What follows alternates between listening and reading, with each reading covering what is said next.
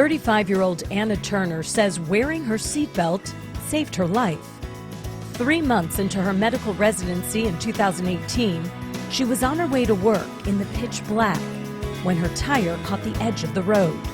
And so when I went to correct, I overcorrected and fishtailed and then rolled my vehicle and into a ditch.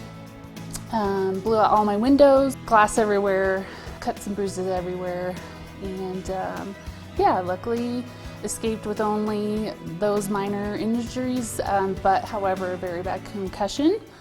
More than half of those killed in nighttime motor vehicle accidents were not wearing seatbelts.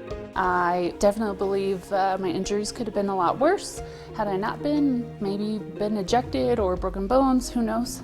So very thankful for my seatbelt and the airbags, which all deployed as well. Seatbelts absolutely save lives.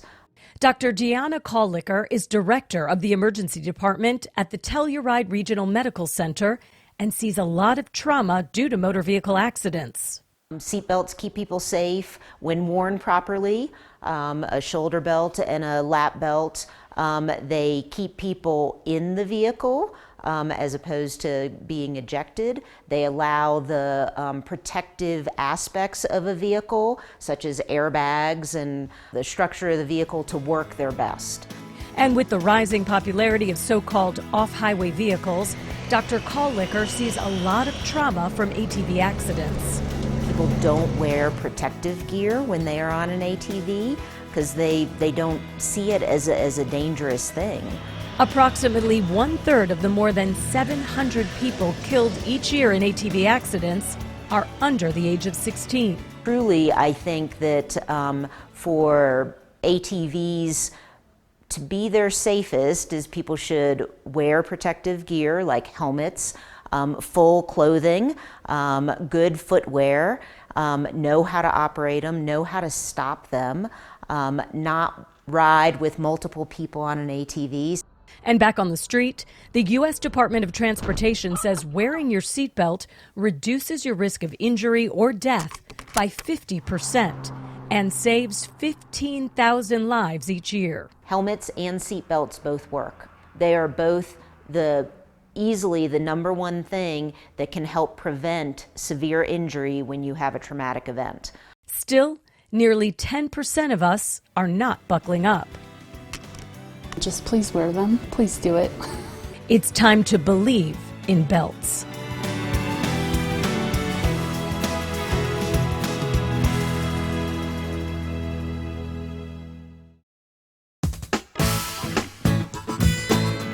We believe in belts. I believe in belts. I believe in belts. I believe in belts. We believe in belts.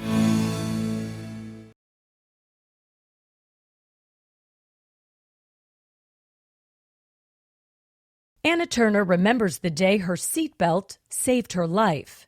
It was before sunrise and she was driving to work when her tire left the roadway. And so when I went to correct, I overcorrected and fishtailed and then rolled my vehicle and into a ditch, blew out all my windows.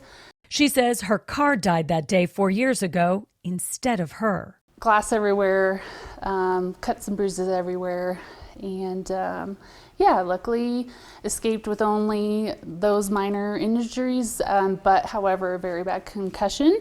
As Director of Emergency Services at the Telluride Regional Medical Center, Dr. Deanna Kalliker sees a lot of trauma. I see lots of people who have concussions, from motor vehicle accidents to ski and snowboard accidents to bike accidents. An estimated 1.6 to 3.8 million sports or recreational concussions or traumatic brain injuries occur in the U.S. each year. Any traumatic injury to the brain that either is a direct blow or result of a rapid deceleration, and it basically injures the brain and causes it to not function properly.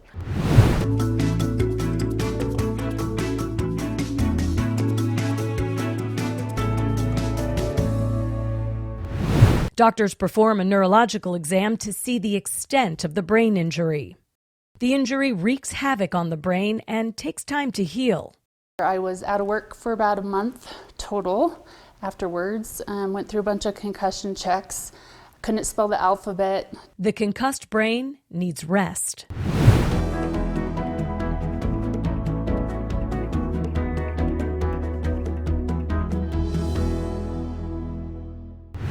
The number one myth that I hear is that you can't let them sleep. The opposite is the case. They really need to stay off of their screens, and that means their phone or their computer, and minimize that stimuli, minimize those neurocognitive challenges that we do every day and we're used to doing. And when you have a concussion, you have to back off on all of that to allow the brain to rest. The latest research shows repeat concussions can have serious negative long-term effects. We know that the more concussions a person has in their lifetime, the higher impairment they are left with.